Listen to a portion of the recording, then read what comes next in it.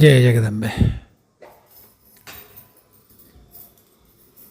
ముందు ఒక్క మాట చెప్తానే,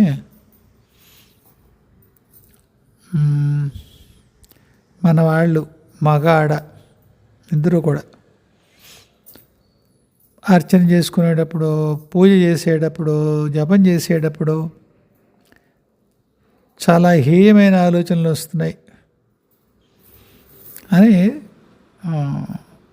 రాస్తున్నారు. నేను అనుకున్నవాడిని అలాంటి పదాలు అనుభవంలో చెప్తున్నాను. అనుకోకండి, అలా అనుకోకండి. ఏది సరైంది కాదో అది తీసేవే అమ్మా అని చెప్పండి, అక్కడ వదిలేయండి. ఈ అంత ఆత్మనింద వద్దు. ఏముంటే చెప్పండి అమ్మా. ఏమంటే ఏముంటాయి? ఇంకో మగాడు ఆడవాళ్ళకి మగవాడి పట్ల, అది కూడా ఏ భర్త పట్ల అయితే అంత పెద్ద బెంగ ఉండదు. ఆఫీసులో కొలిగో, పక్కింటి వాడో, పాలవాడో, ఎవరిని వచ్చారో మన కర్మ. అదే మగాళ్ళకి పక్కింటి అమ్మాయో, పని మనిషో, కొలీగో, పెళ్ళం కాకుండా లేకపోతే పెద్ద బాధే ఉంటుంది. ఇవి హేయమైన ఆలోచనలు, నిజమే, సంసారాన్ని పాడు చేసే ఆలోచనలు. అవును. కాకపోతే దాని గురించి బెంగపడిపోయి దాని గురించి ధ్యానం, జపం, మన ఇంత దరిద్రం, ఇలాంటి ఆలోచనలు వస్తాయి. మన ఎవరు కాపాడతారు? వద్దుల. త్యాగరాజస్వామి పాట ఉంటుంది, దుడుకు గల నన్నే దొర కొడుకు కాయురా అని. అనేక రకాల దుడుకులు, తొందరతనాలు, అక్కర్లేని పనులు ఉంటాయి, ఇక్కడికి వచ్చాక ఉంటాయి. ఏమున్నా ఒక్కటే మార్గం అమ్మా, అన్నిటికీ విరుగుడు దైవమే. నేను అమ్మ అంటలేదు, ఎందుకంటే ఏమో ఎవరికైనా వెంకటేశ్వరం ఇష్టం ఉండదు, రామచంద్రమూర్తి ఇష్టం ఉండొచ్చు, అని చేత అమ్మ అంటలేదు. దైవం, ఏ దైవమైనా నాకు కానివ్వండి, తరిస్తారు. నమ్ముతారా? ఒక గ్రామదేవతను కొలవండి, కానీ ఎలా కొలవాలి? ఇంక వేరే లోకం లేదు, ఆ దేవతే లోకం. అప్పుడు కూడా తరించుతారు మీరు. ఎలా తరిస్తారు? తరించే మార్గం వాళ్ళు తీసుకెళ్తారు. పంచదశ నేర్చుకున్న కొత్తలో ఒకసారి చెప్పాను మన దాంట్లో ఈ అనుభవం. ఒక ఆవిడ సర్వాలంకార భూషిత, మంచి అందంగా ఉంది తల్లి. లలితాపరా భట్టారికి అమ్మ అంటూ దండాలు ఎడుతున్నాను. ఆవిడ కొద్దిగా విసుగ్గా, నేను లలితని కాదురా, ఆడవాళ్ళందరూ లలితలేనా? నా పేరు సత్యవతి. సరే అన్నావుగా, నీ నమస్కారాలు లలితమ్మ పెట్టుకెళ్తాలే, ఆవిడకి ఇస్తాను, ఆవిడ చూసుకుంటుంది అంది ఆవిడ. నేను లలితని కాదురా అంది. బాగుంది, అందరూ లలితేనా నీకు? అది బాగుంది. ఏమంది ఒక మాట, నీ నమస్కారాలు లలితకి పట్టుకెళ్ళి ఇస్తాలే. అందువల్ల ఎవరిని నమ్మినా, వేరే దారి లేదనుకుంటే నమ్మితే తరింపజేసే మార్గం వాళ్ళు చూస్తారు. ఈ దేవతను పట్టుకుంటే తరిస్తావా అనేటువంటి వెర్రి ఆలోచన రానివ్వకండి.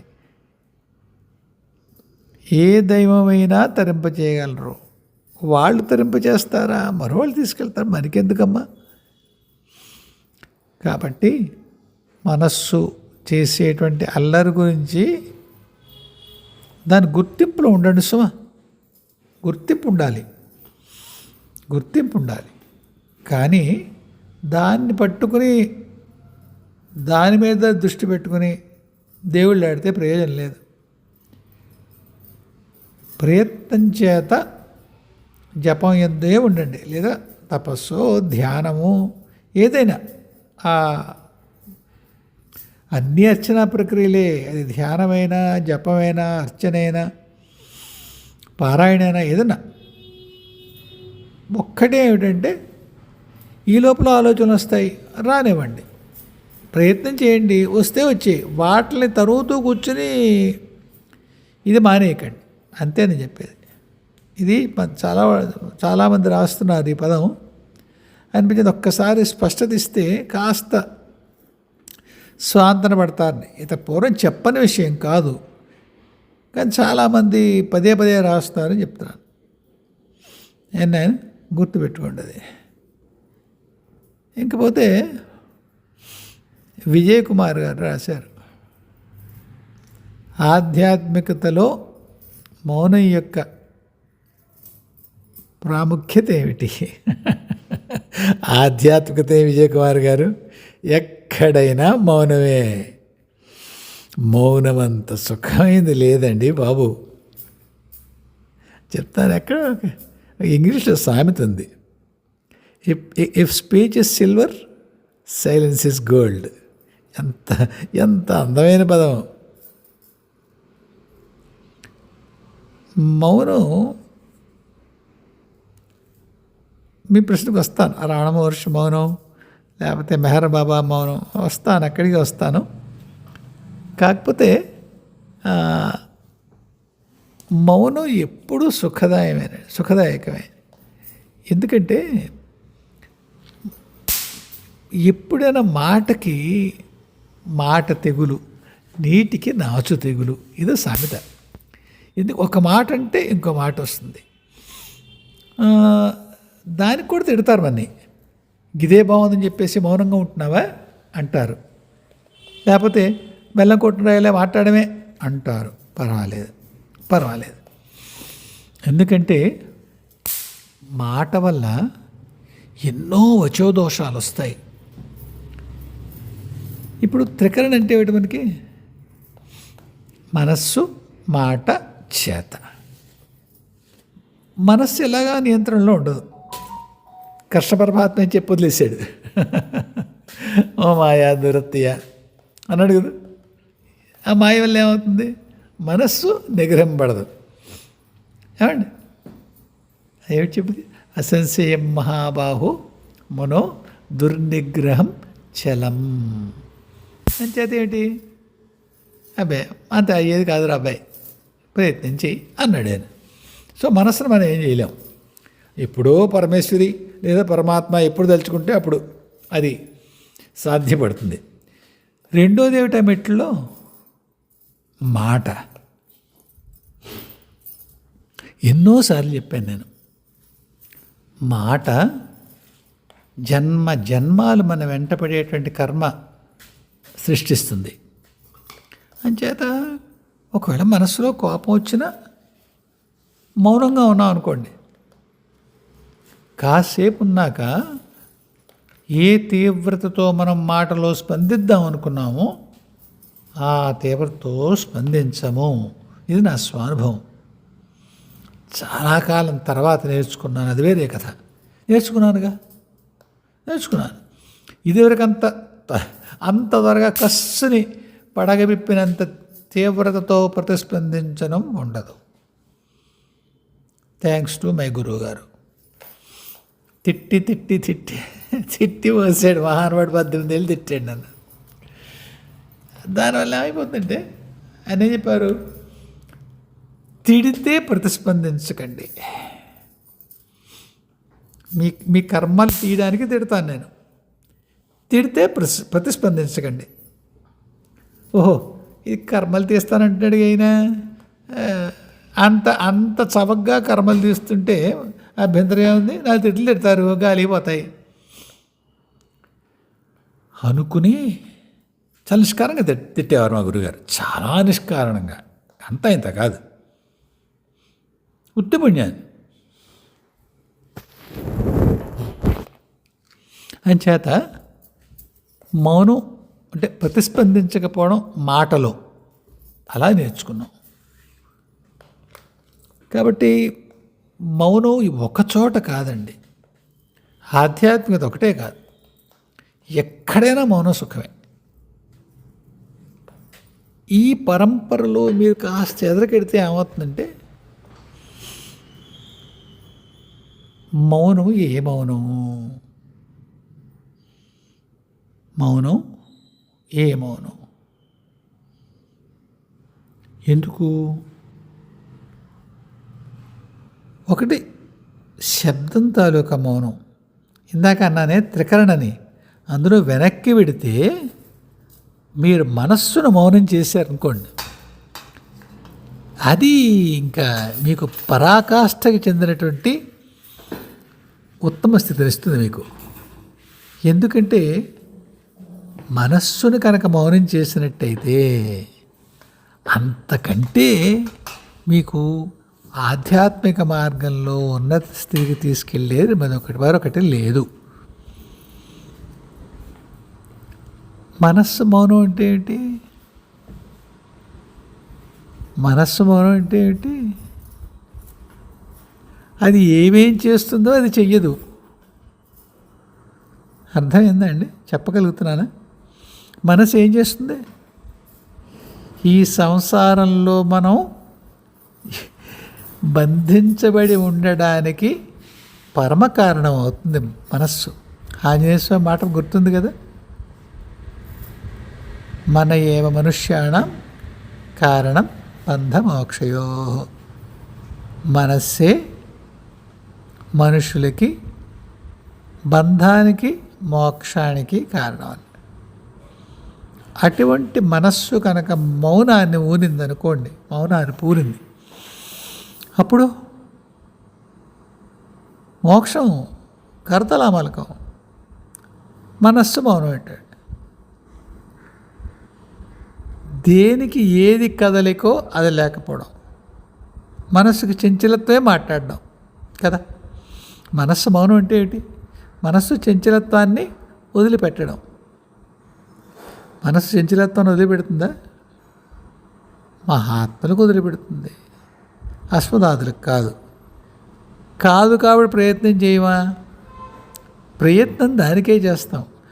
కొండ కొమ్ముకి ఎక్కువ పెడితే చెట్టు కొమ్మకి తగులుతుంది బాణం అని పెద్దవాళ్ళ మాట. మనస్సు యొక్క మౌనాన్ని ప్రయత్నం చేయండి.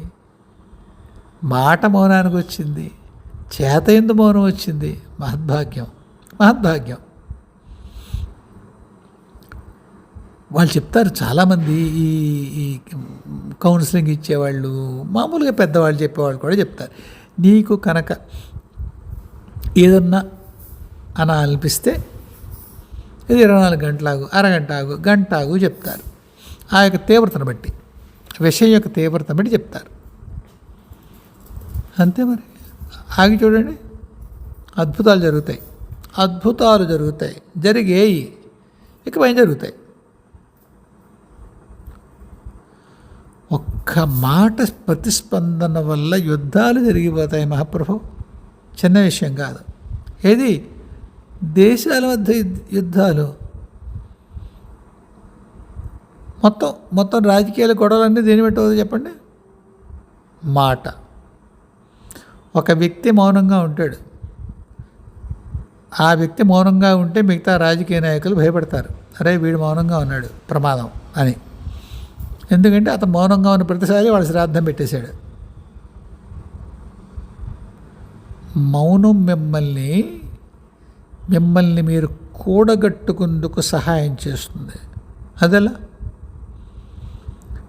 మీరు మాట వదిలేశారనుకోండి, మాట యొక్క తీవ్రతను బట్టి మీ శరీరం చెంచరిస్తుంది. నమ్మండి నన్ను. బీపీ రావడం అంటే ఏంటి అర్థం? బీపీ పెరిగిపోవడం అంటే ఏంటి? ఒక వ్యక్తి మన యందు మనకేదో కష్టం కలిగించాడు, తీవ్రంగా ప్రతిస్పందించే మాట ద్వారా రక్తపోటు పెరుగుతుంది. మాటలో మౌనం లేని కారణంగా శరీరం కూడా స్పందించడం మొదలుపెట్టింది. మౌనం అంటే కేవలం మనం ఎరుగున శబ్దంతో సంబంధించిన మౌనం అని అర్థం చేసుకోకండి. శబ్దంగా ఉండడం, నిశ్శబ్దంగా ఉండడం ఇంత మాత్రమే కాదు. ఏది ఎక్కడ మాట్లాడడము, ఏది ఎక్కడ మౌనము, అది 3 స్థాయిల్లోనూ వేరుగా ఉంటుంది. మనసు మాట్లాడుతుంది కదా. మనం 3 సార్లు కవితలు వింటాం మనసులో మాట్లాడుకున్నాయని. మనసు స్పందిస్తుంది. మాట స్పందన ఒకటి, చేత స్పందన, 3 మాట్లాడడమే. మాట్లాడడం అంటే మీరు ఏమర్థం చేసుకోవాలంటే కన్వర్సేషన్, సమాచారం, సంభాషణ, శబ్దమే కానక్కర్లేదు. సమాచార ప్రసారం ప్రతిదీ కూడా మాట్లాడినట్టే. టెలిపాతిక్గా మీరు ఎవరికైనా సందేశం పంపారనుకోండి, మాట్లాడడం ఏది. కాకపోతే మనస్సు కంటే కింద స్థాయిలో ఉండేటువంటి మాట ద్వారా కనుక మీరు నియంత్రించి మనస్సు ద్వారా మీరు సంకేతం పంపారు, దాని తీవ్రత తగ్గుతుంది, దాని యొక్క తీవ్రత తగ్గుతుంది. అద్భుతమైన విషయం ఏదో పంపించుకున్నారు సందేశం, పర్వాలేదు, అది వేరే కథ. కాబట్టి సంసారంలో అయినా సాధనలో అయినా మౌనాన్ని మించింది లేదు. ఆ మౌనం మనస్సు స్థాయిలో మౌనమా, మాట స్థాయిలో మౌనమా, చేత స్థాయిలో మౌనమా? మనస్సు స్థాయిలో మౌనం సాధించిన వాళ్ళు మాట స్థాయిలో ఇటు ఉంటుంది, చేత స్థాయిలో ముందే ఉంటుంది. గమనించారు కదా. మీరు అన్నారు ఉదాహరణ, ఎవరైనా మెహర్ బాబా గురించి, ఈయన రమణ మహర్షి గురించి. మీరు విన్నారో లేదో, కంచి పరమాచార్య కాష్టమౌనం అని పాటించేవారు. అప్పుడేం మాట్లాడేవారు కాదుట ఆయన. కాష్టమౌనం అంటే అది ఒక కాలం యొక్క ఒక గుర్తు. కళాకాష్టాది రూపేణ పరిణామప్రదాయిని. ఆ కాష్టం అనేటువంటిది సమయం యొక్క ఒకనొక అంటే క్షణాలు, నిమిషాలు. అలాగే కాష్టం కూడా మరి ఎన్ని గంటలు ఆ లెక్క నాకు తెలియదు, కానీ కాష్టమౌనం అనేవారు పరమాచార్య విషయంలో. వారు అంతకాలం పాటు మౌనంగా ఉంటారు. ఏ మౌనం? మాటలో మౌనం. అంత పెద్దవాడికి ఎలాగ చేతల్లో మౌనం ఉండనే ఉంటుంది. మనస్సు మౌనం అంటారా? సాధించి ఉంటారని అనుకోవాలి. మనమని తెలియదుగా. మనం ఒకటో తరగతి చదువుకుంటూ ఐఐటి ప్రొఫెసర్ యొక్క పేపర్ మనం దిద్దలేము కదా. అంచేత వ్యాఖ్యానించకుండా నమస్కారం పెట్టడం మంచి పద్ధతి. కాబట్టి మౌనం అంటే ముందు భౌతికమైన మౌనాన్నే సాధన చేసుకోండి.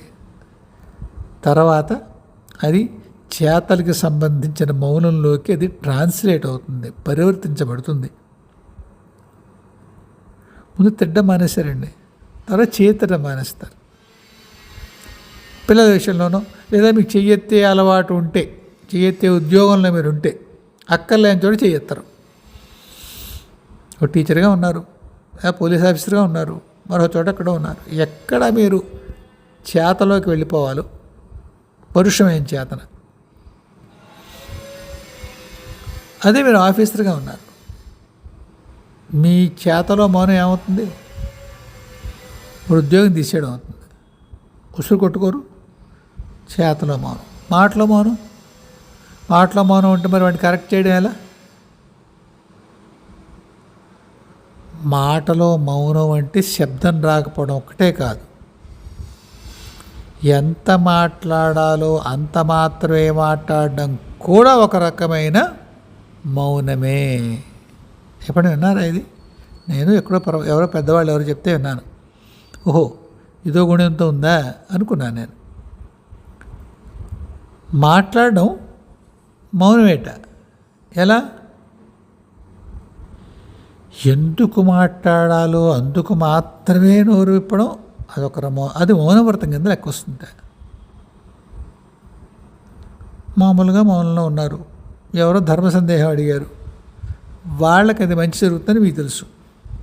మీరు శాబ్దికమైనటువంటి మౌనాన్ని వదిలిపెట్టి వాళ్ళకి ఆ మంచి మాట చెప్పి మీరు మళ్ళీ మూసుకూర్చున్నారు అనుకోండి, మీరు మౌనవ్రతంలో ఉన్నట్టే లెక్క. బాగుందిగా గుణంతో కదా. ఆయన ఎవడో చెప్పాడే, దైవం దగ్గర నిత్యం కూర్చుంటే ఉపవాసం ఉన్నట్టు లెక్క, ఎప్పుడు బ్రహ్మం ఏందే ఉంటే బ్రహ్మచర్యం చేసినట్టు లెక్క. నిత్యోపవాసి, నిరంతర బ్రహ్మచారి. ఒక కథ వింటాం కదా, కృష్ణుడిది దూర్వాసుడిది. అలాగా మౌనం అంతటి పని చేస్తుంది. మీరు జపం చేసేటప్పుడు కూడా నేను ఇది కూడా చెప్పాను పూర్వం, పైకి చేసేదానికంటే మౌనంగా ఉండి మీరు దాన్ని జపం చేసుకోగలిగితే, అయ్యో అలా ప్రయత్నం చేస్తున్నాం, ఒకలాంటి నిద్రలాంటి స్థితి వచ్చేస్తుంది, లేకపోతే మంత్రం ఇంకో దాంట్లోకి వెళ్ళిపోతుంది, ఒక మంత్రం చేస్తున్నాం ఇంకో మంత్రం వెళుతుంది, అసలు మంత్రం చేస్తున్న సంగతే మర్చిపోయి ఎక్కడికో వెళ్ళిపోతున్నాం. ఇవన్నీ సాధ్యమే, ఇవన్నీ కూడా జరుగుతాయి.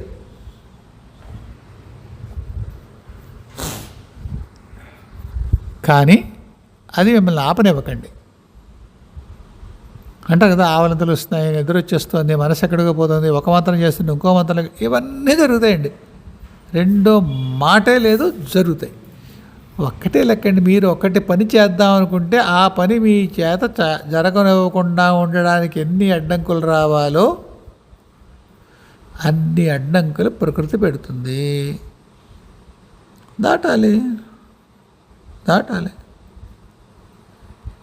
రేజింగ్ ద బార్ అంటారు కదా, మీరు అదేదో అంటారండి దాన్ని, హర్డిల్స్ ఏదో అంటారు, 100 మీటర్స్ హర్డిల్స్ అంటారు, మధ్యలో పెడుతూ ఉంటారు, అది దాటి పరిగెడుతూ ఉండాలి. అది మీ సమర్థత పెరిగే కొద్దీ మీరు దాటేటి అడ్డంకులు పెద్దవి చేస్తారు. ఎంత పెద్ద అడ్డంకి దాటగలిగితే అంత పెద్ద సమర్థులు, ఎంత సమర్థులైతే అంత పెద్ద పనిలో మీరు ఉపకరణంగా మారుతారు పరమేశ్వరికి. అంతా అటు తిరిగి అక్కడికే వచ్చి ఆగుతుందండి. అమ్మకో అయ్యకో వాళ్ళ ప్రణాళికలో ఉపకరణంగా తెలిసి తెలియక ఈ మారడమే మొత్తం సాధన యొక్క పరమావధి. తర్వాత తెలిసి కూడా వస్తారు ఉపకరణంగా, ముందు తెలియకుండా వస్తారు, తర్వాత తెలిసి వస్తారు. తెలిసి వచ్చినప్పుడు మీకు కొన్ని ప్రివిలేజెస్ ఉంటాయి, కొన్ని స్పెషల్ రైట్స్ ఉంటాయి. సరే, అంతవరకు ఇప్పుడు వెళ్ళక్కర్లేదండి. కానీ మౌనం దగ్గరే మళ్ళీ వెనక్కుందాం. మీ జపంలో కూడా శాబ్దికమైనటువంటి మౌనాన్ని పాటించగలిగితే దాని యొక్క రీచ్ ఎక్కువ ఉంటుంది. కానీ అచ్చంగా పారాయణ చేయవలసిన చోట మట్టుకు ఇది తప్పదు సుమ. వేదం ఉంది, మీరు మౌనంగా చేయడం సరికాదు, అది సస్వరంగా చేయవలసిన విషయం. కృష్ణ పరమాత్మ వాచక తపస్సు అన్న వాట్లల్లో స్వాధ్యాయం ఉంది అంటే వేదపారాయణ, వేదపట్నం ఒక విధంగా స్వాధ్యాయం, తన గురించి తాను చదువుకోవడం, అది వేదం అని అర్థం చెప్పారు తెలిసిన వాళ్ళు. అది ఏది మీ గురించి మీరు తెలుసుకోవడమైనా స్వాధ్యాయమే. వీటన్నిటినైనా పరమాత్మ వాచక తపస్సులో దాన్ని జమ కట్టాడు. కాబట్టి ఒక చండీ పాఠం చేయాలి, మీరు మౌనంగా చేస్తే కుదరదు. శ్రీసూక్త పారాయణ చేయాలి, సస్వరంగానే చేయాలి. గట్టిగా హిరణ్యవర్ణామను గట్టిగా అలా మొదలట్టక్కర్లేదు. మామూలుగా హిరణ్యవర్ణాం హరిణీం సువర్ణరజతస్రజాం అన్నారు అనుకోండి, ఈ స్థాయిలో అయినా కానీ అది మౌనం కాదుగా, పైకే చదివారు. వాచక తపస్సే. ఎక్కడ వాచక తపస్సు అని చెప్తున్నారో పెద్దవాళ్ళు, అది వదిలిపెట్టి మిగతాదంతా కూడా మీరు మౌనంగా చేయొచ్చు. మళ్ళీ చెప్తున్నాను, చేత కంటే పై స్థాయి మాటది, దానికంటే పైన మనస్సుది. త్రికరణంలో భాగం చెప్తున్నాను నేను. కాబట్టి మీరు ఎక్కడెక్కడ మీ మౌనాన్ని ఏ స్థాయికి మీరు దాన్ని పట్టుకెళ్ళగలరో ఆయా స్థాయికి పట్టుకెడుతూ ఒకనాటికి మనస్సును మౌనం చేయండి. మనకి సాధ్యమా? ప్రయత్నం సాధ్యమే కదండి, ప్రయత్నం సాధ్యమే కదా. మా తాతమ్మ చెప్తూ ఉండేదట, చింతకాయలకు ఆజ్ఞ కానీ గుటకలకు ఆజ్ఞ ఉంది అని. రాజుగారి తోట ఉంది, కాపలావాడు ఉన్నాడు. ఎవడో వాడిసారి వెళ్తే ఓహో ఎంత బాగున్నాయి చింతకాయలు, ఎన్ని వేలాడుతున్నాయి, తింటే ఎంత బాగుంటుందో అనుకున్నట్టు. ఈ రాజుగారి తోట ఇక్కడ అలాగా నుంచుని అలాగా గుటక వేయకూడదు అన్నట్ట ఆ భటుడు కాపలాదారు. వీడన్నట్టు, అయ్యా రాజుగారి తోట అయ్యేది మరొకటి అయ్యేది, చింతకాయల కాజ్ఞ కానీ గుటకల కాజ్ఞ స్వామి అలాగా మౌనం, మనస్సు కూడా మౌనం చేసుకోవాలనుకోవడం తప్పే ఉంది. భావదారిద్ర్యం ఎందుకు? మనస్సు మౌనమైపోయింది, అమనస్క యోగానికి చేరుకున్నాము. భావించండి అయ్యా. ప్రయత్నం కూడా చేయండి, ప్రయత్నం చేయండి. అయితే ఆ ప్రయత్నం గురించి ఊరికే గంగవెళ్ళి ఎత్తిపోకండి. మా నాన్న చెప్తూ ఉండేవాడు ఒక ఒక అది ఏమంటుంది అని చెప్తాను, అక్షరం గుర్తు రావట్లేదు, సంస్కృతంలో ఉంటుంది సార్ అది. ఫలానుమేయ ప్రారంభాహట. ప్రారంభాలు అంటే ప్రయత్నాలు. అవి వేటి వల్ల అనుమేయాలు? ఎలా లెక్క పెట్టాలి వాటిని? ఫలానుమేయ, వచ్చిన రిజల్ట్ని బట్టి అబ్బా వీడు ఎంత ప్రయత్నం చేశాడా అనుకోవాలి. నేను అంటూ ఉండేవాడు, నాన్న ఆ ఇంటర్వ్యూ అది అప్లై చేశాను, ఇది అప్లై చేశాను, ఫ్రెండ్స్తో కూడా మాడుతూ ఉండేవాడు. మా నాన్న అనేవాడు, అలా నువ్వు అప్లై చేయి నాన్నగారు, కానీ ఊరు వాడా చెప్పకు. మరి ఎంత మంచి ఉద్యోగం సంపాదించాడు, ఎంత కష్టపడ్డాడో, ఎంత వెతుకులాడుకున్నాడో తర్వాత జనాన్ని అనుకోని. కాబట్టి చేతలో చాలా మౌనం పాటిస్తున్నానండి, మాటలో కూడా చాలా సంయమనంతో ఉంటున్నాను. వాక్ సంయమనం చాలా సాధించాను. ఇంకా త్వరలో మనస్సు కూడా అయ్యా మహాప్రభో, ప్రలదనం వద్దు, ఏదే వద్దు, ప్రలదనం వద్దు. హాయిగా ప్రయత్నం చేయండి. చేస్తే పరమేశ్వరి యొక్క అనుజ్ఞ మేరకు ఏమో ఒకనాటికి అమనస్క యోగం కూడా సిద్ధిస్తుందేమో. అంచేత మాట మౌనం ఒక్కటే అనుకోకండి. మౌనం అంటే I would put it differently. మౌనం అనేది మాట ఒక్కటే అనుకోకండి. మనస్సుకి చేతకి కూడా మౌనం ఉంటుంది. సంసారంలో సాధనలో కూడా మౌనం ఉంటుంది. మౌనం ఎప్పుడూ పరమాత్మకేసే తీసుకెడుతుంది. మళ్ళీ దానికి కూడా ఒకటే లెక్క, శబ్దం బయటకు వచ్చేది బహిర్ముఖమైంది, మౌనం అంతర్ముఖమైంది. సర్వసాధనలు అంతర్ముఖత్వం కోసమే, అంతే కదా. అందువల్ల శబ్దాన్ని కూడా లోపలికి తీసుకునేటువంటి సాధన ఒకనాటికి చేస్తే అది మన లోపలికే తిప్పుతుంది. అయ్యో అంత మాట అన్నారేంటి, ఇప్పుడే కదా అన్నారు, వాచిక తపస్సు అన్నారు, వల్లకాడ అన్నారు, మళ్ళీ మీరే అంతర్ముఖం అంటే శబ్దాన్ని వెనక్కి తీసుకుంటారే. వజ్రం వజ్రేన భిద్యతే, వజ్రము చేతే కొయ్యబడుతుంది. ఎక్కడ సరిపోతుంది ఇది? శబ్దం ఏదైతే వాచక తపస్సు అని మనం అనుకుంటున్నామో దాని యందు మాత్రమే శబ్దం ఉంది. సంసారానికి సంబంధించిన శబ్దం తగ్గిపోయింది. అప్పుడు ఇది కూడా లోపలికి వెళ్ళిపోతుంది. ఈ శబ్దమే తన్ని తనే ఉపసంహరించుకొని లోపలికి వెళ్ళిపోతుంది. సాధ్యమా? అవును, సాధ్యమే. మొట్టమొదటి ఏం చేస్తుంది? సంసారానికి సంబంధించిన శబ్దాల్లోంచి మీరు వెనక పెట్టుకొస్తుందండి. కేవలము దైవానికి సంబంధించిన శబ్దమే నడుస్తుంది. దైవానికి సంబంధించిన శబ్దమే నడవడం కారణం చేత దాని ఉపలబ్ధిగా మీకు మౌనం అనుగ్రహించబడుతుంది. మౌనం చేత అనుగ్రహీతులైనటువంటి సాధకుడు ఆ మౌనాన్ని మనస్సు వరకు విస్తరింపజేసుకుంటాడు పరమేశ్వరి కృపతో. అది లేకుండా ఏం జరగదు సుమా. కృప లేకుండా ఏది జరగదు. మన సాధనలన్నీ కూడా కృపావర్షం మన మీద పడడానికి మన యోగ్యులుగా చేయడమే తప్ప అంతకు మించిన ఏమీ ప్రయోజనం లేదు సాధన వల్ల. ఒకసారి కృపావర్షం పడిన తర్వాత ఇంకేమైనా సాధించవలసిన విషయం ఉన్నదా? లేదు కదా. అందువల్ల మౌనం.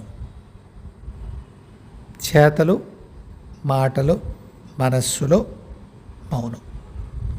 ఎంత సాధిస్తాము, ఎంత సాధ్యపడుతుంది, ఈ విషయాల గురించి బెంగటెళ్ళకుండా ప్రయత్నం 100% చేశామా లేదా. మళ్ళీ బీపీలాగా, షుగర్లాగా, కొలెస్ట్రాల్ లాగా ఒక్కొక్క వ్యక్తికి ఒక్కొక్కటి ఉంటుంది. స్టాండర్డ్గా ఇది మాత్రమే అని ఉండదు. అదేటయ్యా, బీపీకేమో 120-180 అంటారు, కొలెస్ట్రాల్ ఏదో 150-140 అంటారు, షుగర్ కూడా లెక్కలున్నాయి, నువ్వేటలా చెప్తున్నావు. ఇలా అంటున్న వాళ్ళే బాగా పెద్ద డాక్టర్ దగ్గరికి వెళ్తాను అనుకోండి, మీకు ఎలా ఉండొచ్చమ్మా, మీ శరీరతత్వం అంతే, మీకు పర్వాలేదు అంటారు. అంచేత ఇవి సిగ్నేచర్ ఎలిమెంట్స్, దాని గురించి పెద్దగా బాధపడక్కర్లేదు. కాబట్టి ఎవరికి ఎంత ప్రయత్నం, 100% ప్రయత్నము అంటే మన స్థాయి భేదాలను బట్టి ఆ దేవతలు నిర్ణయిస్తారు. ఎంత ప్రయత్నం, 100% ప్రయత్నం మనకి తెలియదుగా. మనం ఇంతకంటే చేయలేము, అంత పరిస్థితి వరకు ప్రయత్నం చేయాలి మనం. మిగతా అది పరమాత్మ చూస్తాడు. చెప్పగలేను కదా. సరే, కుదిరితే ఇంకేమైనా చెప్తాను. ఇంకొక ప్రశ్న.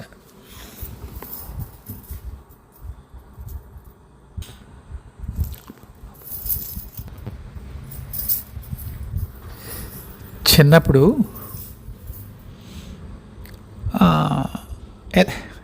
ఎలక్యూషన్ కాంపిటీషన్లు పెట్టేవాళ్ళు, వక్తృత్వ పోటీలు. అందులో కత్తి గొప్పదా, కలం గొప్పదా, అటుపక్క ఇటుపక్క ఆడమగా పిల్లలు చెప్తూ ఉండేవారు. మాస్టర్ చెప్పేవారు. ఒక ఏడాది కత్తి గొప్పదంటారు, ఓసారి కలం గొప్పదంటారు. కిందటి ఏడాది మాస్టర్ క్లాస్లో కత్తి గొప్పదన్నారు, ఈమె కలం గొప్పదంటున్నారు. కేవలం వక్తృత్వ పోటీ. ఎంత తర్కం మీరు చెప్పే విషయంలో పెట్టగలరో మీరు వక్తృత్వంలో గెలుస్తారు. ఎందుకురా మధ్యలో వక్తృత్వం పట్టుకొచ్చావు అనుకుంటారు మీరు. ఎందుకంటేనండి, ఎంతసేపు మౌనం అన్నాను. నెట్ట విజయ్ కుమార్ గారు, ఆయన ఇంటి పరిస్థితి సరిగ్గా పలికనో లేదు, మాట్లాడాం. వెంకటేష్ ప్రసాద్ గారి మరో ప్రశ్న గుర్తొచ్చింది. ఆయన ఏమంటారు, సంగీతం, నృత్యం ఇవి కూడా మోక్షహేతువులేనా ఈ సాధన? చాలామంది అంటారు కదా, అవునా? ఇప్పుడు నేను అవును అన్నా అనుకోండి, మీరేమంటారండి? ఏమో కొత్త సంతకెళ్ళా 30 నిమిషాలు చెప్పు, మౌనం అన్నావు, కాష్టమౌనం అన్నావు, బల్లకాడన్నావు, వసినపురం అన్నావు, త్రికరణయ మౌనం అన్నావు. సంగీతం, నృత్యం 2 శాబ్దికమైన విషయాలే. వాట్ల అభివ్యక్తి సశబ్దంగానే ఉంటుంది కదా, శబ్దంతో కూడి ఉంటుంది. అది సంగీతమైనా నృత్యమైనా అదలా మోక్షం.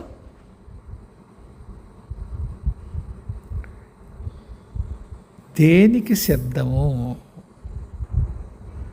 శబ్దం యొక్క ప్రయోజనం ఏమిటి? ఆ శబ్దం ఇందాక అన్నా చూసారా, వాచక తపస్సు ద్వారా జరిగినటువంటి ఆ ప్రక్రియ మిమ్మల్ని నిశ్శబ్దం కేసి తీసుకెడుతుంది. ఇది చెప్పండి, సంగీతం, నృత్యం ఏమిటివి? ఆంగికమైనటువంటి తపస్సు. ఇది కూడా ఇంతకుముందు చెప్పుకున్న దానికి భిన్నంగా లేదు. తర్కంలో గెలుస్తుంది అనుకోకండి. మానసికం, తర్వాత మాట, తర్వాత చేత. సంగీతం కొంత వాచకంలా కనిపించినా ఎక్కువ చేతకు సంబంధించింది అది. ఎందుకంటే మీరు దాని ద్వారా ఏం మాట్లాడరు, చేస్తారు, కీర్తన చేస్తారు, సంగీత సాధన చేస్తారు. నిజమే, మౌఖికంగా ఆ శబ్దం వినిర్గతం అవుతుంది, కానీ దాని ద్వారా మీరు కమ్యూనికేట్ చేయరేమి. ఎవరితో? మనుషులతో, దైవంతో చేస్తారు. ఇంకొక విషయం ఏంటంటే, మాటలో ఉండేటువంటి మామూలు శబ్దానికి సంగీతంలోనూ ఆంగికాభినయమైనటువంటి నృత్యంలోనూ ఉండే శబ్దానికి ఒక స్వరం ఉంటుంది, ఒక లయ ఉంటుంది. మీరు మళ్ళీ వెంటనే శంకరాభరణ సినిమాకి వెళ్ళిపోయి పిల్లాడు అమ్మ అంటే ఒకలా అంటాడు, వాడు ఏమి అంటే ఒకలా ఉంటాడు, ఇందులోకి వెళ్ళకండి. కాదంటలేదు నేను, అది కాదంటలేదు, కానీ ఇక్కడ మనం మాట్లాడుకునే సబ్జెక్ట్ అది కాదు.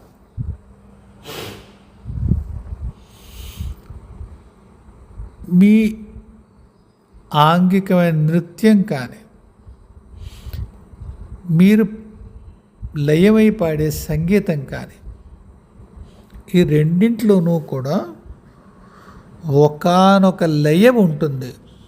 ఇందాక లయమై అన్నాను, అది కలవడం. ఇది లయ. సంగీతానికి ఒక స్వరం ఉంటుంది, ఒక రిథమ్ అంటాం కదా ఇంగ్లీష్లో. అలాగే నృత్యానికి ఒక రిథమ్ ఉంటుంది, ఒక లయ ఉంటుంది. ఒక లయలో జరిగిన ఒక పనికి చివరి స్థితి ఏమిటి? నిశ్శబ్దం. లయ లయమైపోవడం.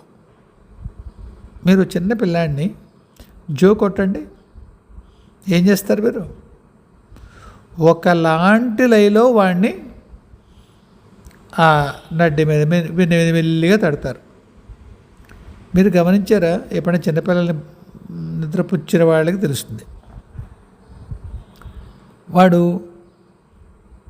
మనం జో కొడుతుంటే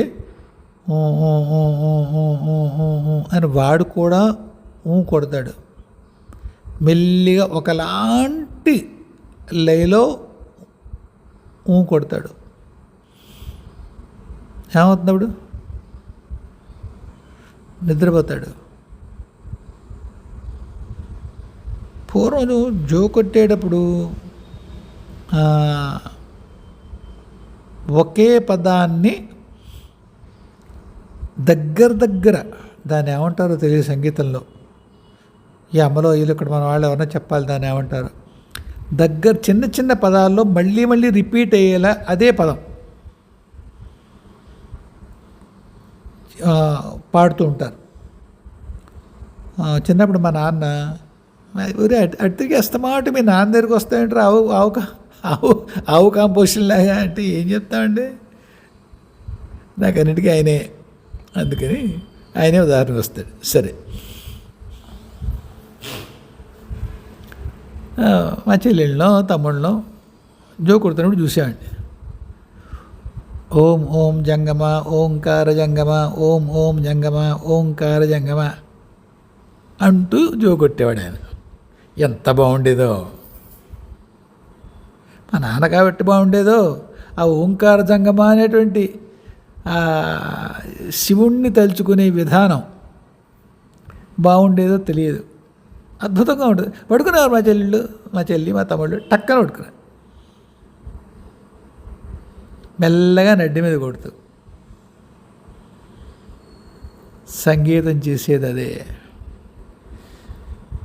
మీరు ఎంత బాగా పాడుతున్నాము అనే స్ఫురణ మీకు పోతే, ఎంత బాగా నాట్యం చేస్తున్నాం అనే స్ఫురణ మీకు పోతే, అంటే అహంకార స్ఫురణ కనుక మరుగైతే మీ లయ అంతర్ముఖం అవుతుంది. అప్పుడు మీకు బాహ్య ప్రకృతి తెలియదు. సంగీతం పాడుకుంటూ అందులో ఉండిపోయేవాళ్ళు కోకొల్లలు ఉంటారు. నాట్యం చేస్తూ అలసిపోయే వరకు నాట్యం చేసేవాళ్ళు కోకొల్లు ఉంటారు. ఎప్పుడన్నా శ్రీధర్ గురూజీ అని పేరు ఉన్నారా ఎవరన్నా? ఆయన దాదాపుగా ఎప్పుడు చెప్పిన ఫలానా అమ్మ వచ్చింది, రాత్రంతా నాట్యం చేస్తూనే ఉన్నాం అంటాడు ఆయన. లేకపోతే ఇంకొకరు ఎవరో ఉంది, నాట్యం చేస్తూనే ఉన్నా. ఏమైనా ఆయన శిష్యులు తెలియాలి ఆయన ఎంత నాట్యం చేస్తారో, బట్ ఆయన నాట్యం గురించే మాట్లాడతారు. సంగీతము, నాట్యము ఒక లయలో ఉండి ఆ లయలో మీరు కలిసినప్పుడు మీరు లయం చెందుతారు. ఎందులో లయం చెందుతారు? నిశ్శబ్దంలో లయం చెందుతారు. నిశ్శబ్దం ఎప్పుడూ పారమాత్మిక తత్వం కేసే తీసుకెడుతుంది.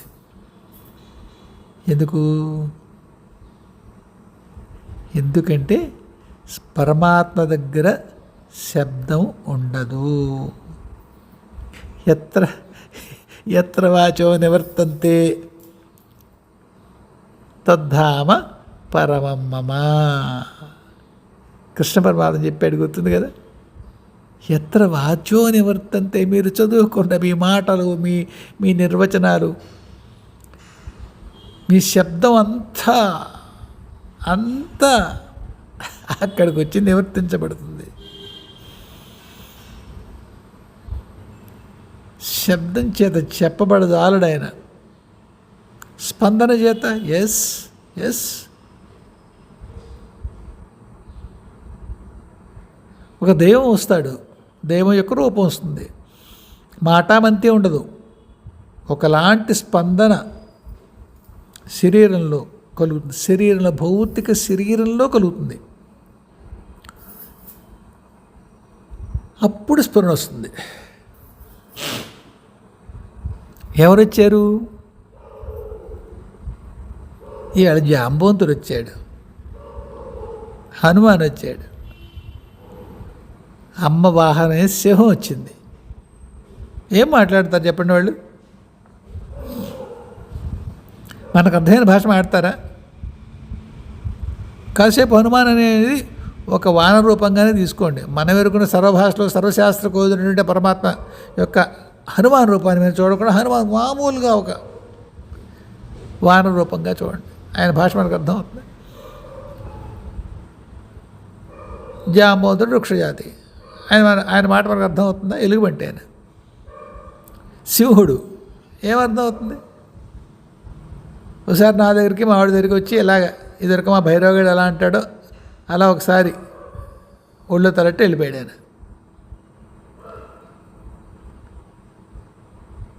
ఏవో జరుగుతున్నాయి ఇంట్లో సమావేశాలు, తెలియ కారణం ఏమిటో తెలియదు. మొన్న జయ గారు అడిగి చెప్పారు, అదేమిటిది, ఆవిడ నవావరణ పూజ చేస్తుంటే గురుమండలంతా కనిపించింది స్వామి అని. అప్పుడు ఇక్కడ ఉన్న అమ్మ యొక్క ఆ రూపాన్ని కలవడానికి వచ్చింది గురుమండలి.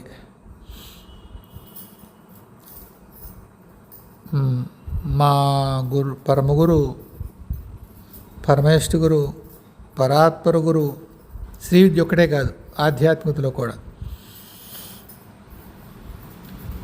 ఇంకా మనం థియోసాఫికల్ సొసైటీలో వాళ్ళు చెప్పే పేర్లు ఏవైతే వింటాం వాళ్ళు,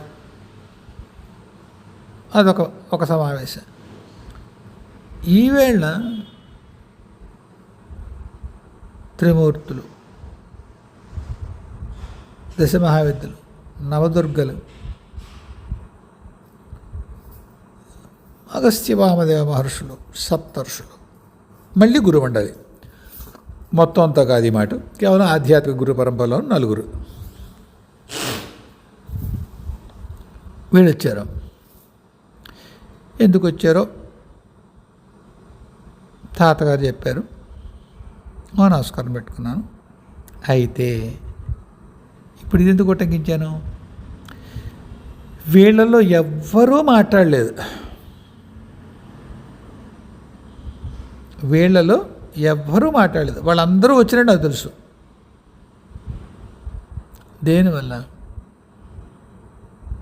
శబ్దం లేదు, మరి ఎవరెవరి పేర్లు ఎలా తెలిసాయి? ఎవరు చెప్పలేదంటున్నావు, నీకు కళ్ళు కనిపించవు, ఎలా తెలుస్తుంది? లయ, లయ, నిశ్శబ్దమైన లయ. విష్ణుమూర్తి యొక్క లయ ఒకలా ఉంటుంది, శివయ్య లయ ఒకలా ఉంటుంది, బ్రహ్మయ్య గారిది ఒకలా ఉంటుంది, దశమహావిద్యల్లో అమ్మలు ఒకలా ఉంటుంది, మహర్షులది ఒకలా ఉంటుంది, సప్తర్షి మండలాంది ఒకలా ఉంటుంది. ఎలా అంటే ఏం చెప్తాం?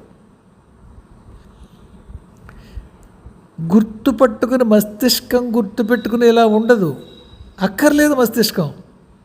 అంటే మనస్సు కూడా మౌనమేనా? నేను సాధించానా? నేనా సాధించింది?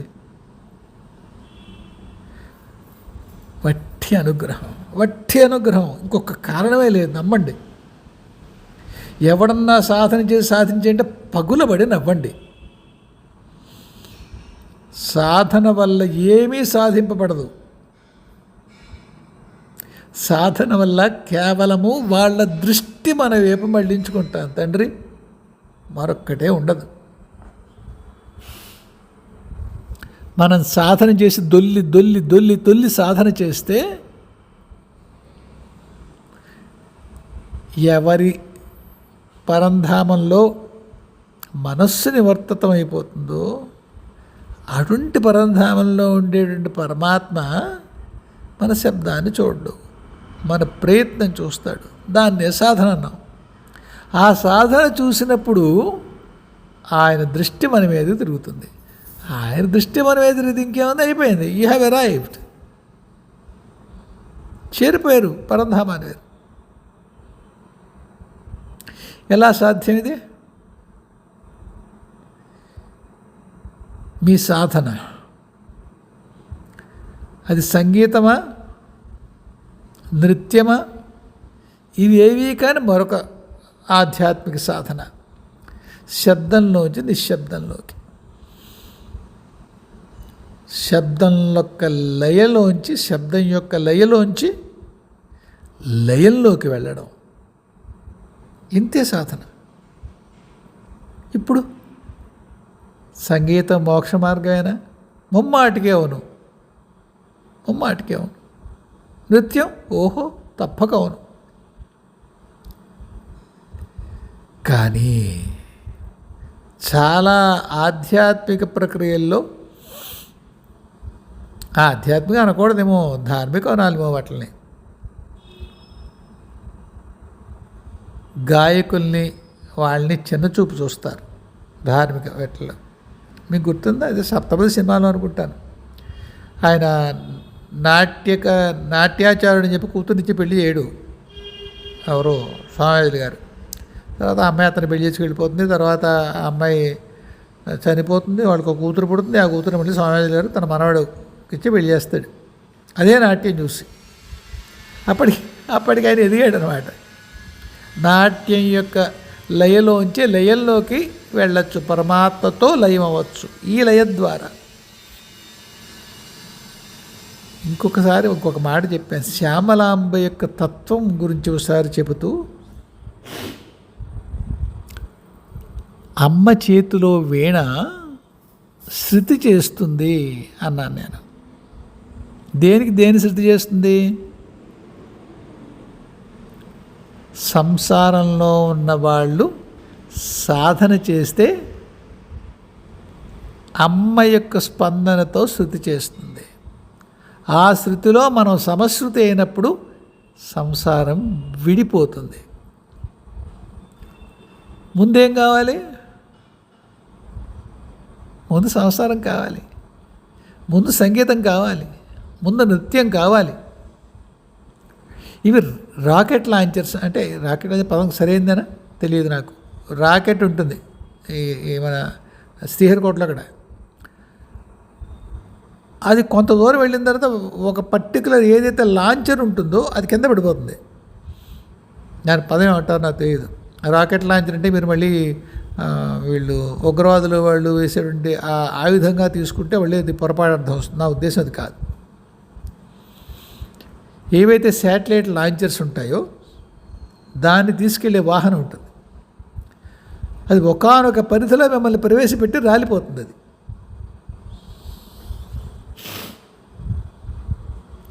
మీ సంగీతం, మీ సాహిత్యం, మీ తపస్సు, మీ పారాయణ, అలాగే ఈ సంసారం నుంచి ఒకానొక ట్రజెక్టరీలో మిమ్మల్ని పైకి తీసుకెళ్ళి ఒక విసురులో మిమ్మల్ని పైకి తీసుకెళ్ళి సంసారానికి బాహ్యంగా ఉండేటువంటి పరావిద్య యొక్క కక్ష్యలో మిమ్మల్ని ప్రవేశపెట్టిన తర్వాత తను రాలిపోతుంది. ఒక్కసారి పరాశక్తి యొక్క లేదా పరావిద్య యొక్క ఆ అంతర్లోకపు కక్ష్యలో మీరు ప్రవేశపెట్టిన తర్వాత మీ పరిభ్రమణ అక్కడే ఉంటుంది. మీరు పూర్తిగా లయమైపోయే వరకు, మీరు అనే ఉనికి లేనంత వరకు మీరు వెనక్కి రారు. అక్కడే పరిభ్రమణ. అంతేగా సాధ్యమైపోయిన విషయం. అందువల్ల సంగీతమైన, నృత్యమైన అవి మోక్షహేతులే. ఆ మాటకొస్తే ప్రతిదీ మోక్షహేతువేనండి. All roads lead to Rome అంటారు కదా, అలాగా ఏది చేసినా మోక్షమే ఎప్పుడు అనేది ఒకటే ప్రశ్న. వేమన ఉన్నాడు, వేమారెడ్డిగా ఉన్నప్పుడు ఏం చేశాడు? దాన్ని ముట్టుకోకుండా అనుభవించాడు. ఆడవాళ్ళని ఎంత అనుభవించాడు. శృంగారేచ్ఛ పూర్తిగా చచ్చిపోయింది మానవుడికి.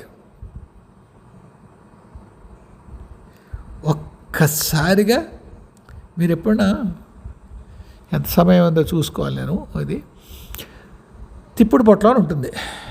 దీపావళి గోదావరి జిల్లా వాళ్ళకి తెలుస్తుంది. ఒక తాటి కమ్మ కొట్టి చివరిలో 4 ముక్కల కింద నిలబెడకొడతారు. దాంట్లో కొబ్బరి పీచు తాలూక పొడి, కొంత రాక్షస బొగ్గలు చిన్న పొడి, ఉప్పు, ఒక సూర్యకారం అని కలుపుతారు. వాటిని పేడలో ఆరబెట్టినట్టు గుడ్డ చుట్టి దాని పొట్టలలా కట్టి పైన కొంత నిప్పు పెడతారు. అది గుండ్రంగా తిప్పుతూ ఉంటే నిప్పు రవ్వలు వస్తాయి. ఎన్ని నిప్పు రవ్వలు వస్తాయి అని దీపాలు పెట్టిన దీపావళి అంటారు. సరే పిల్లలకి అది దాని తిప్పుడు పొట్లం అంటారు. ఇది కథ. దాన్ని తాడుగట్టి తిప్పుతూ ఉంటారు మీరు. పూర్తిగా ఆ పొట్లం పండిపోయిన తర్వాత హఠాత్తుగా చివర ఉన్నటువంటి ఆ ముడి కాలిపోతుంది. ఏది మీరు ఆ తాటి ఇచ్చే కమ్మ కొట్టి మధ్యలో పెట్టారు కదా దీన్ని, అది కూడా కాలిపోతుంది కదా సేపటికి. ఆ గుండ్రంగా తిరుగుతుంది. ఒక్కసారిగా ఒకానొక ట్యాంజెంట్లో వెళ్ళిపోతుంది. ప్రమాదం కూడా రోడ్డు మీద వెళ్ళేవారికి ఏంటంటే మీరు చుట్టూ తిప్పుతూ ఉంటారు, గుండ్రంగా తిరగడం మానేస్తే అక్కడి నుంచి ఒకానొక స్పర్శ రేఖలో వెళ్ళిపోతుంది. అది ఆ వృత్తానికి స్పర్శ రేఖ, ట్యాంజెంట్. ఎప్పుడు ఒకానొక లయలో తిరిగి ఆ వృత్తాన్ని దాటేసి ఒక స్పర్శ రేఖలో ఎక్కడికి వెళ్ళిపోతుంది. మీ సంగీతం, మీ సాహిత్యం, మీ సాధన ఒక వృత్తిలో తిరుగుతాయి. సంసార వృత్తే కానొచ్చు. తిరిగి ఒకానొక పారవశ్యపు లయలో ఆ వృత్తి దాటేసి ఈ వృత్తిని దాన్ని పట్టుకున్నటువంటి ఆ బంధాన్ని విదిలించుకొని ఒక స్పర్శ రేఖలో ఆ వృత్తానికి, ఈ వృత్తంలోకి రాకుండా తను వెళ్ళాల్సిన చోటుకి వెళ్ళిపోతుంది. వెళ్ళాల్సిన చోటేది పరమాత్మ. కావాల్సిందేది ముందు వృత్తి, ముందు సాధన, ముందు లయ. ఒకానొక తీవ్రగతిని మీ లయ సంతరించుకున్న తర్వాత మీరు చేస్తున్నారనేటువంటి అహంకారాన్ని మీరు మర్చిపోయినప్పుడు ఆ తాడు విడిపోతుంది. ఆ తిప్పుడు పొట్లాన్ని కట్టిన తాడు విడిపోతుంది. పండిపోయిన ఆ పొట్లం వృత్తిలోంచి ఒక్కసారిగా ఒక స్పర్శరేఖలో ఎక్కడికి వెళ్ళాలో అక్కడికి వెళ్ళిపోతుంది. ఇంతే సంసారం నుండే చేసేది సాధన. ఎక్కడో తెగిపోతుంది, పారవశ్యం రావాలి అంతే. అహంకారం మర్చిపోయేటువంటి పారవశ్యం. ఆ పారవశ్యంలో మీరు పరమాత్మ చేరతారు. అందువల్ల మీ సంగీతం, మీ సాహిత్యం కూడా లయంలోంచి లయమై మౌనాన్నే చేరతాయి. కాబట్టి ముందు నేను చెప్పిన దానికి దీనికి విరోధాభాస ఏం లేదు సుమా. ఇది కేవలం నా తర్కం, నా భాషా ప్రౌఢి, ఇదేం కాదు. వాస్తవం అంతే. మీది మీకు సత్యం కూడా అంతే. అంచేత అన్ని సాధనలు అహంకారాన్ని మర్చిపోయేటువంటి పారవశ్యంలో సాధ్యమైన ఆ పరమాత్మతత్వాన్నే చేరతాయి. అదే మోక్షపదం, అదే పరంధామం, అదే పరమేశ్వరి. సరేనా? హాయిగా ఉండండి. జయ గురుదేవ్, జయ జగదంబే, స్వస్తి.